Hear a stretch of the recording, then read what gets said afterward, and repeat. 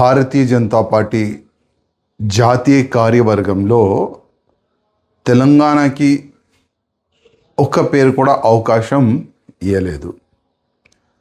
గతంలో చాలామంది పెద్ద నాయకులకి జాతీయ కార్యవర్గంలో మంచి మంచి పదవులు కూడా ఇచ్చినారు.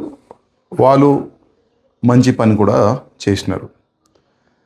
కానీ ఈ కొత్త నితిన్ నబీ గారు ఒక కొత్త సైన్యం తయారు చేసినారు.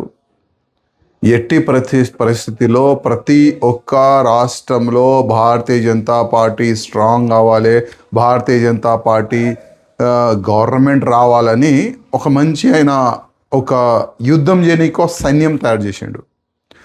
కానీ తెలంగాణ నుంచి ఒక్క కూడా పేరుని వాళ్ళు ఇంక్లూడ్ చేయలేదంటే మన తెలంగాణ పెద్ద నాయకులు ఒక్కసారి ఆలోచన చెయ్యాలి.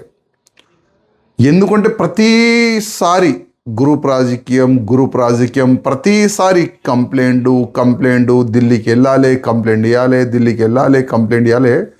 ఈ పెద్ద నాయకులు కూడా అరే ఈ తెలంగాణ మన బీజేపీ అధికారులు మారరు, అందుకోసం వేరేకి అవకాశం ఇద్దామని ఆ విధంగా ఆ యాంగిల్లో వెళ్ళినారని నేను అనుకుంటున్నాను.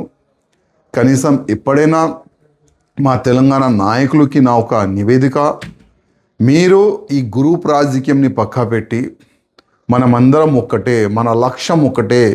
ఏ విధంగా బంగాల్లో భారతీయ జనతా పార్టీ గవర్నమెంట్ రానికి అందరూ ఒకటై ఒక యుద్ధం చేసినారు. దాని తర్వాతనే బంగాల్ అట్లాంటి రాష్ట్రంలో కూడా భారతీయ జనతా పార్టీ గవర్నమెంట్ వచ్చిందంటే అక్కడ గ్రూపిజంని పక్కా పెట్టి ఇది నా పార్టీ, ఇది నా రాష్ట్రంలో భగవా రాజ్యం రావాలి, కాశం రాజ్యం రావాలని ఒక సంకల్పం వాళ్ళు పెట్టుకొని యుద్ధం చేసిన తర్వాతనే బంగాల్ అట్లాంటి రాష్ట్రంలో బీజేపీ గవర్నమెంట్ వచ్చింది.